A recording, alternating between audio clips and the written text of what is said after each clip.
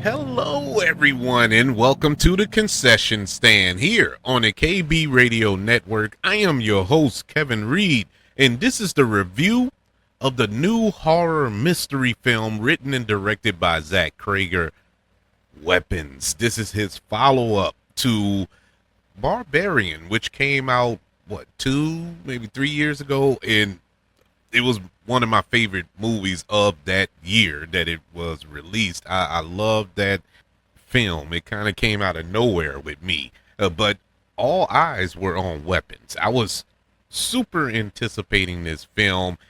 It stars Julia Garner, who is having quite a year. Um, she started off the year with Wolfman. Later on, we seen her just a couple of weeks ago, actually, with Fantastic Four: First Steps, and now we get Weapons. Along with her, we have Josh Brolin, also Aaron Egwright, Benedict Wong, Amy Madigan. The premise of Weapons, it follows the mysterious case of 17 children from the same classroom who mysteriously run away on the same night, having been apparently abducted by an unseen force. This is an awesome movie. There's no point dragging it out. This movie is one of the best films of the year, hands down. Definitely one of the best horror films I've seen in a couple of years, and that's saying a lot because 2024 in particular was a really good year in horror. And this isn't your conventional horror film where we have a slasher or a boogeyman in the closet or under the bed, but it is and to its core, a horror film, and very smartly done. Zach Cregger, who, as I said before, he gave us Barbarian, but he's known from his little stint in comedy. You know, he was a part of that sketch group, The Whitest Kids You Know. I think that was on, I forgot what channel that used to come on, but I used to watch it. It was pretty funny. And then he did not a show, but a movie called Miss March. that, that came out, I don't know, maybe 10, 15 years ago. Could be longer. I don't remember. But it was funny. I do remember it was funny. And now he dipped his toe into comedy, and he is joining Jordan Peele as a comedic actor or a comedian who has dipped their toe into horror and is knocking it out of the park. Jordan Peele giving us such films as Nope and Get Out, you know, and Us, with these social commentaries wrapped up in horror. A new way to see horror films. I think Zach Cregger is kind of doing that as well. If you go back to Barbarian and along with Weapons, it's not your typical horror, but it is definitely a horror film. This movie has jump scares that actually work, and there's only a couple of them. You know, they're not overdone with jump scares, but they're earned jump scares. Even if you don't jump, they're earned because Zach Cregger does a great job of building the tension in certain scenes or moments. And when the little jump happens, you're like, oh, at least it got me. And it's hard for me to jump scare in movies, you know, but I actually jumped in a couple of times in this film. Good job on him, and I enjoyed every minute of it. The acting here, I mean, this is an all-star cast. I don't know how they got this level of talent to be a part of this film, but good on them for it. And it just made the film that much better. You know, Josh Brolin, Thanos himself, in a role, I believe, if memory serves, when they were developing this and casting this movie, I think initially Pedro Pascal was cast in that role. I could be wrong, but I believe he was cast, but he had to drop out because of Fantastic Four. He was filming Fantastic Four and wasn't able to do this, even though Julia Garner, who was in Fantastic Four, was able to do this. Of course, her role isn't that big in Fantastic Four, spoiler, but she found she found a way to do both. But I get it, you know. Pedro had to concentrate on that, but if we didn't get Pedro, cool. Josh Brolin is, I mean, a heck of a second choice, a heck of a backup plan to go with Josh Brolin. I enjoyed him in his film. He's one of the parents of the missing children, and I love how they played this role, or he played this role. Isn't the manic, crazed parent just, you know, accusing everybody and all this, and he actually was calculated in how he would search for his missing child.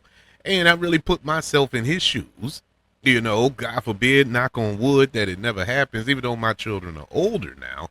But I can't imagine myself in this position. But if I was, I would like to think I would be Josh Brolin's character in real life. It's being calm, cool, and going through the facts, seeping through the evidence and trying to find what happened to my children, my child, along with the other children. Great job on them. And that's another added point to this film. This film is a mystery. This film is a whodunit. And it's mixed up in this horror. And it plays out so well. We have Julia Garner, who plays the teacher at this school, in particular this class where all of the children came up missing. Her class consists of 18 children, and 17 of them disappeared. Only one didn't, and it was just out of that class. So naturally, you're like, okay, it was her. Is something screwy there? Why just her class? And these are questions that were asked and addressed in the film. And we find out that she isn't a Girl Scout here. She has a history of sketchy behavior in her past. So it makes you question her and her motives, and especially with certain things or certain relationships that happen in the film that she has. Like, okay, she isn't 100% innocent here, so you question her throughout the entirety of the film. And Julia Garner does an excellent job here at playing both sides, kind of, making you question what's her motives. Is she really on the up and up here, or is she just an innocent victim of this crime or mystery or abduction or whatever it was that took place in this movie? Loved her performance. Everybody else was great. Alden Ehrenreich had a great role here. I would say small, but it's not small. But he isn't the main character, but I loved his character. I love what he brought to this film. But the MVP of this movie is somebody I didn't even know that she was in the movie, and that was Amy Madigan. She plays the aunt of the one child who didn't go missing, and her performance in this movie, my God. And I've been watching her for years. I've been watching, Field of Dreams and so on and so. She is a fantastic actress. But this role here made me sit there and be like, wow, man, where has she been all these years? Because I haven't seen her in much recently. I mean, she is awesome in this role. Everybody knocked it out the park. There wasn't one weak performance throughout this film. Not one.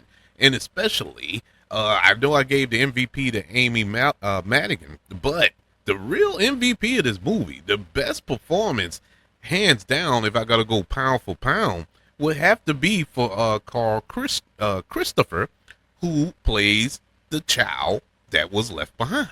The only child that didn't get abducted. His performance, because he had a lot to do, this kid, and I believe this is his first movie, his first anything. He had a lot to do, and he did it well. I was like, bruh, I can't wait to see you do more. I was so impressed, because he could have gave this typical child performance that we see in a lot of films, not just horror or whatever, but the bland, look like they're reading off a cue card type performance. No, we didn't get that. He really didn't have much dialogue, so he had to emote, and bruh, he did a fantastic job. Super impressed with him. The horror elements of this movie was really horrible, and it's not your typical horror. It's not bloody gore. You know, it gets bloody. When it gets bloody, it gets bloody. For the scenes that call for the blood, it is there, and it is there in gallons. So it's there, but it's not overly done. It's not just for shock value sake. You know, it's there for a reason. But it's not too many times. It's done tastefully, if that's the proper adjective to use when we're dealing with blood and gore. But it's there, but it's done in a decent manner. The real horror is the trueness of it all, is the reality of it all, and that's the children. It's the children just vanishing, just being abducted out of nowhere, no trace, no sign, no nothing. We can't. That is horrifying for any parent. That is horrifying for anybody.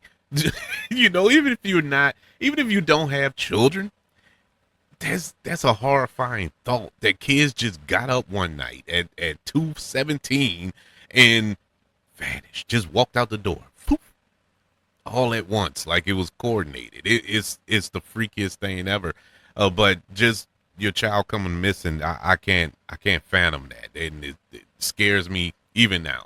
Like I said, my kids are in their 20s now, and it still scares me to death. You know, I need to know where they are. But so that's the real horror, and the movie doesn't skimp on that. It's a real fast-paced type of film to a degree. Even though this movie is a little over 2 hours, you really get through this story. You know, it's not drug out. We don't go months, you know, trying to search for these kids and whatnot. This is a pretty contained film in terms of time. You know, time that passes. I actually enjoyed that. Now, the one thing that I do knock about this movie, and it's one, I mean, nitpick, and it's not even affecting the score, but I gotta say it because being honest reviewer here, in the third act, it kind of slows a little bit, just a notch or two. It kind of drags in that third act, and I know why, because we were kind of flushing out the story right there. We were wrapping up the story, you know, but I felt they could have picked up the pace just a tad, because from that point where it slows up, we were moving. I mean, the adrenaline was pumping at that point, and it kind of just hit the pause button. It didn't go a complete stop, but it kind of paused and crawled to the big crescendo at the end. But that was my only thing. Now, everything that was in that slow period was interesting. The acting was great. The direction was great. So that's why it's hard for me to really nitpick. But I was in hyper mode, and they kind of gave me a sedative right there. That I just wanted to keep the pumper pumping, but it's all good. Overall, this was an amazing film. Super enjoyed it, and I will highly recommend Weapons, which gets a letter grade of an A. Yeah, this was an awesome movie. That's what the A stands for, apparently. This was awesome, man. And kudos to Warner Brothers. Warner Brothers killed it this year, huh? And we're only in August. I don't know what else they got on the plate, you know, for the remainder of 2025. But, bro, they've been banging it out. I mean, you had Sinners from Warner Brothers. You had Minecraft from Warner Brothers. Superman from Warner Brothers. And now you have Weapons out. Yeah, I see y'all over there, Warner Brothers. Good job. Good job on you. I would like to know, did you check out Weapons? Did you enjoy it? Do you understand what weapons mean? Why is it entitled Weapons? I went into this and had no idea why is this movie called Weapons? But you have to see the movie to know why it's called. Halfway through it finally dawned on me why, and I was like, oh my God, that's brilliant. That is so cool. And so I would love to know, did you enjoy Weapons? Do you plan to check out Weapons? Let me know. Email the show, kbradiopodcast@gmail.com. You can also search for the show on all social media platforms. Just search for the KB Radio Network. Also, don't forget about YouTube. Subscribe to the KB Radio Network channel and like this video if you don't mind. Don't forget about the 5 stars, the reviews, and sharing this show if you're listening on Apple Podcasts, Spotify, iHeartRadio, wherever you are currently listening to the concession stand here on the KB Radio Network. Everybody, thank you for joining me for this review of the new horror film Weapons. I want you all to know that I love you, continue to love everyone, and until we speak again, you all be blessed.